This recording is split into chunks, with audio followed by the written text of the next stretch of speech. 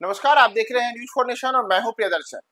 बिहार विधानसभा चुनाव के दूसरे चरण का चुनाव प्रचार का शोर आज शाम थम गया। यानी कि रविवार शाम होते ही जहां चुनाव प्रचार का शोर थम गया, वहीं 122 विधानसभा सीटों के लिए जो तमाम उम्मीदवार इस बार के चुनावी रण में उतरे हुए हैं, उन सब के लिए अब अगले कुछ घंटे बड़े ही अग्नि परीक्षा वाले हैं। दरअसल आपको बताएं कि बिहार विधानसभा चुनाव इस बार 2 चरणों में हो रहे हैं। पहले चरण का चुनाव 6 नवंबर को संपन्न हो चुका है, जिसमें 121 विधानसभा की सीटों पर मतदान हुआ था। और बिहार में आजादी के बाद से, यानी कि जब से चुनाव हो रहे हैं, तब से यह पहला मौका था जब रिकॉर्ड स्तर पर मतदान का प्रतिशत 65% के पार पहुंचा। तो जहां पहले चरण के मतदान के दौरान हम सब ने देखा कि रिकॉर्ड स्तर पर मतदान हुआ है, वहीं दूसरे चरण के मतदान के लिए अब घड़ियां नजदीक आ रही हैं और चुनाव को लेकर के जिन 122 सीटों पर दूसरे चरण में चुनाव होना है, वहां पर अब तमाम किस्म की अन्य जो रणनीति होती है उम्मीदवारों के द्वारा कि कैसे अपने अपने बूथों को मजबूत किया जाए, और सियासी दलों के द्वारा भी अपने अपने उम्मीदवारों की जीत सुनिश्चित करने के लिए जो अंतिम घड़ी की रणनीति होती है, उसे अब अंतिम रूप देने में तमाम सियासी दल और उम्मीदवार लगे हुए हैं। वहीं अगर हम बात करें चुनाव प्रचार के अंतिम दिन की, तो चुनाव प्रचार के अंतिम दिन भी बिहार में बड़ी संख्या में हेलीकॉप्टर उड़े और हम सब ने देखा कि चाहे वह गृह मंत्री अमित शाह हो, या फिर लोकसभा नेता विपक्ष राहुल गांधी हो, या फिर अन्य तमाम एनडीए और महागठबंधन की ओर से दिग्गज नेता, उन सब ने बिहार में आज कई जनसभाओं को संबोधित किया। और इस पूरे चुनाव प्रचार के दौरान नीतीश कुमार और तेजस्वी यादव ने सर्वाधिक सभाएं करने का रिकॉर्ड एक बार फिर से स्थापित किया है। वहीं अगर हम बात करें बिहार विधानसभा चुनाव के जो दूसरे चरण में चुनाव हो रहे हैं, उसमें जिन 20 जिलों की 122 विधानसभा की सीटों पर चुनाव है, वहां इस बार 1302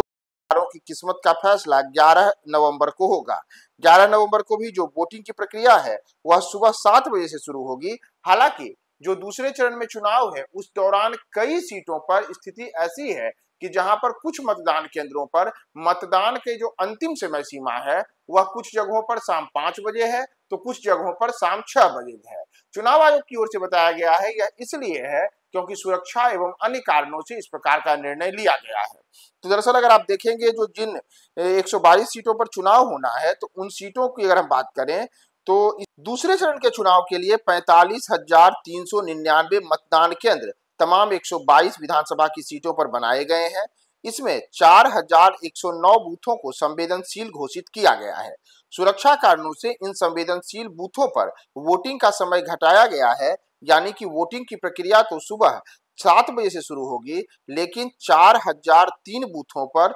वोट डालने का अंतिम समय शाम 4 बजे है, जबकि बोध गया विधानसभा क्षेत्र के 106 बूथों पर वोटिंग की समय सीमा अंतिम जो है वह शाम 5 बजे तक निर्धारित की गई है। इतना ही नहीं, बाकी के जो 41,290 विधानसभा बूथ हैं, उन जगहों पर सुबह 7 बजे से लेकर के शाम 6 बजे तक ही मतदान होंगे, यानी कि जैसे पहले चरण में हम सब ने देखा था उसी तरीके से मतदान होगा।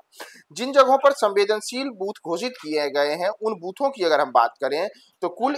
4,109 संवेदनशील बूथों में कटोरिया विधानसभा सीट पर 121, बेलहर में 140, चैनपुर में 430, चेनारी में 62, गोह में 25, नवीनगर में 26, कुटुंबा में 169, औरंगाबाद में 57, रफीगंज में 125, गुरुआ में 12, शेरघाटी में 48, इमामगंज में 354, बाराचट्टी में 36, रजौली में 399, गोविंदपुर में 404, सिकंदरा के 376, जमुई के 396, झाझा के 413 और चकाई के 410 बूथ ऐसे हैं जिन्हें संवेदनशील बूथ घोषित किया गया है। वहीं दूसरे चरण के चुनाव के दौरान किस्मत आजमा रहे अगर हम उम्मीदवारों की बात करें, तो इस बार जैसा मैंने आपको बताया कि दूसरे चरण के उम्मीदवारों में कुल 1,302 उम्मीदवार अपनी किस्मत आजमा रहे हैं। इसमें 1,165 पुरुष उम्मीदवार हैं, जबकि 136 महिला उम्मीदवारों के भाग्य का फैसला मतदाता 11 नवंबर को करेंगे।